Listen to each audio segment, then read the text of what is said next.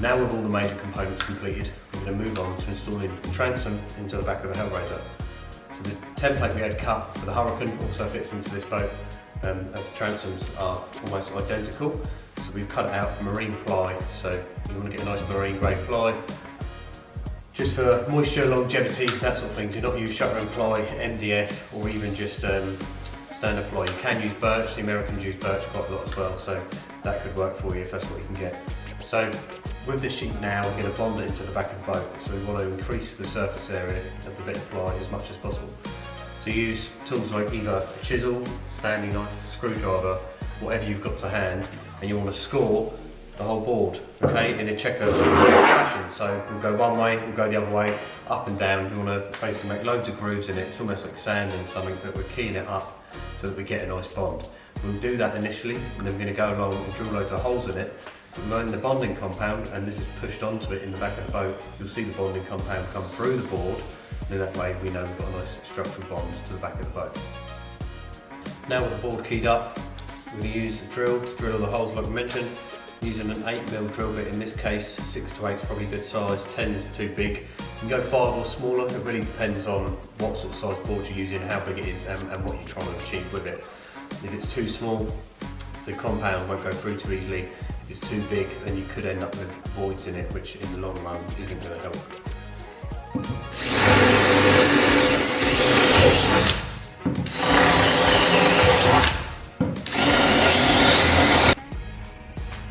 Now that that's done, see here, plenty of holes in the board, all keyed up.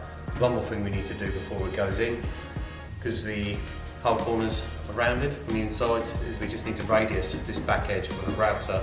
If you don't have a router, you can use some 40 grit sandpaper, or even a plane. If you've got an old school hand plane, just take that back angle off, so it's just going to go into the back of the boat nice and tight.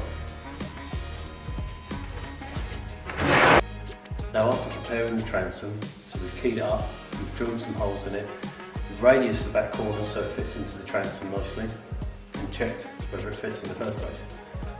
We then bond it to the back of the boat using bonding compound. Natural bonding compound has adhesive properties as opposed to microfibres, resin, that sort of thing, and bond that into the back of the boat. Because this is a new boat, it's more difficult to get this board flat up against the back of the boat.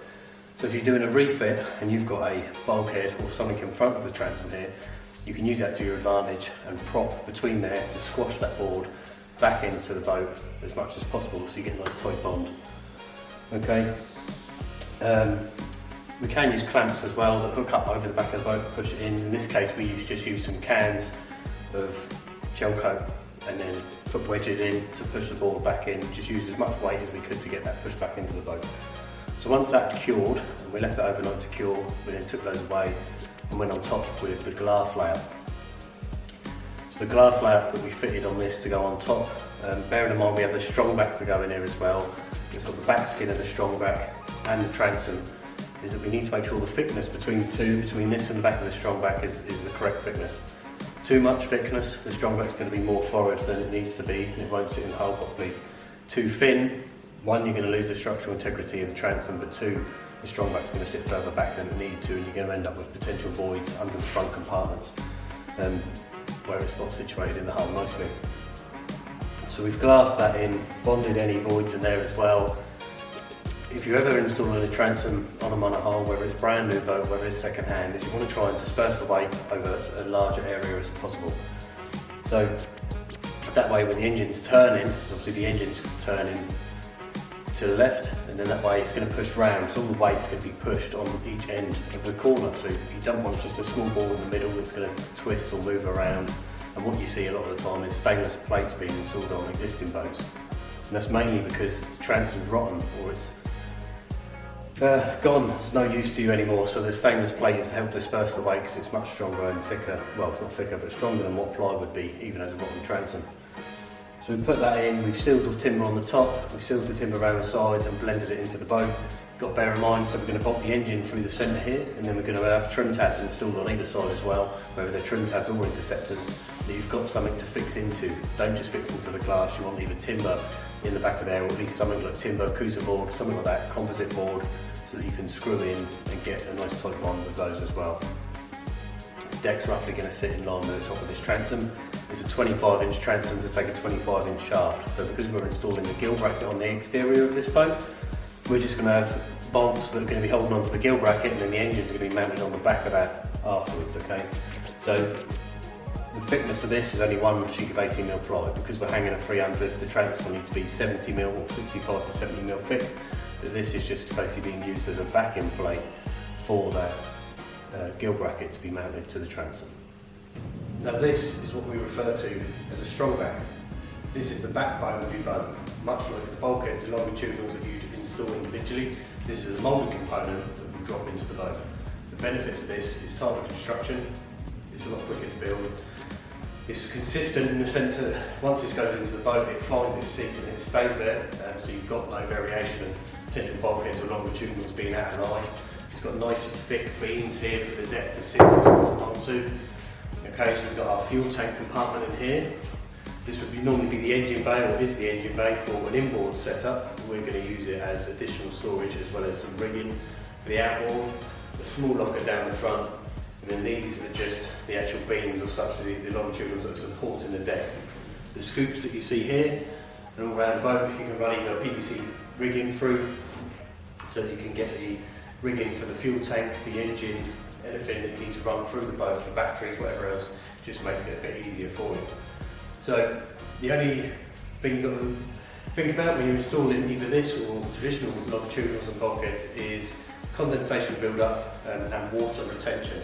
What I mean by that is these act as trays, individual trays, and we speak to previous owners of these boats and ask them, what issues they may have had or what can be improved. And one of the things that was raised was water retention. That over time, potentially periods of years, the boat gets slower, it gets heavier. And looking at this, it's because these trays, there's a lot of volume of water that can be held in each of these compartments, okay?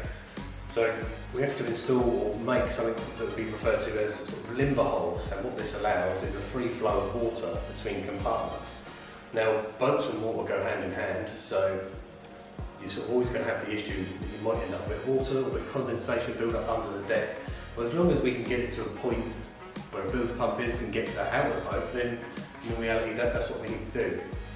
So we drilled holes in the fore and aft of each of these compartments that would run into the main sump, which would be this bay at the back where there'll be a build pump.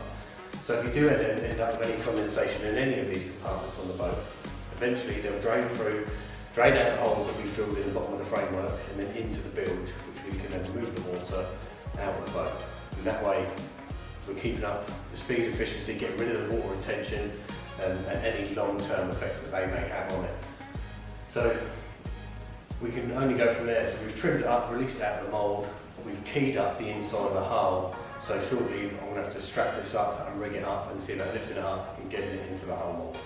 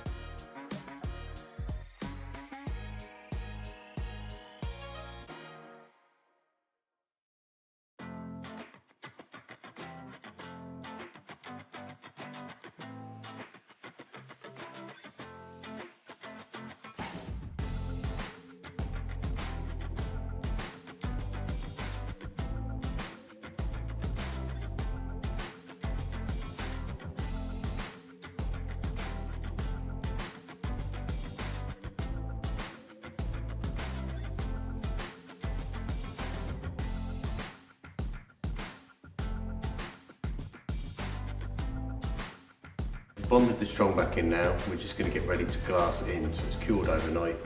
We're going to add a couple of layers of chop strand matting all around the edges to seal the Strongback to the hull to add some more rigidity to it.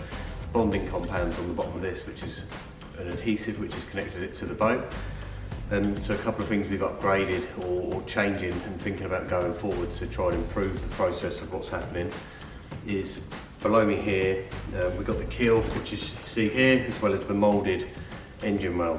So I've actually cut this out, being mindful not to cut through the hull, to create a new sump. So all the water will collectively collect into the keel and then drain through the limber hole that we're going to put in the front of this bulkhead, which is just a drain hole as such, which is going to create this new build well here. Okay, so we're going to put a filler in here, glass it in to create a nice seamless transition in here. That'll be now the lowest point of the boat, so any water that goes up the front, anywhere in here, because this is all interconnected now, will drain and show up in this compartment on the floor. So these compartments, like what I'm saying now, are scattered around the entire boat. So I've drilled a hole in every single one of these compartments, forward and aft, so that if any water or condensation builds up in these trays, then it can either run that way into the bulkhead and then through into the bilge, or back, and the same again, it can run through into the bilge. So that way, if we do get any condensation to build up on the hull over time or long period, or any type of water ingress, it will always end up right here. So it can always be checked, it can always be inspected. So the second thing that I wasn't overly happy with going forward, so the transom thickness for the backing pad of this, for the gill bracket, is the same as what they'd put in for a stern drive. So I've actually cut out the back of the Strongback here so we can see the transom, rather than having the moulded skin which was here and then the transom behind it. Just didn't sit right with me, regardless of how much bonding compound I could put in behind this. And you're always going to have a double skin with a potential void or potential point of failure. That when you wind these bolts in for this gill bracket or any fixings into the back of this, it can crush that, and overall, you're just impacting the structural integrity of it. So we've cut it out. So what we're going to do is then glass the transom to the Strongback all across the transom, so it's one piece. Okay, so we're going to glass the Strongback all the way around the boat, up the sides into the hull as well. We've glued it to the bottom of the boat, and then we're going to fiberglass this point as well, which will connect the Strongback to the keel in this area. Okay, so we've got lots of points of contact between the Strongback and the hull. So we've got the adhesive, we've got chemical bond, we've got mechanical bonding, so we've got as much going on as possible. On top of that, once the deck goes in as well, so this will be glassed along and up into the boat, the deck will go on, and then it'll be done the same again. So the pressure of the deck will help keep the Strongback pinched down to the bottom of the boat up to this. So overall, we've done everything we can to try and give it the strongest possible outcome, that everything's connected together in as many ways as possible, just so that we get the durability and strength that we're looking for in this process.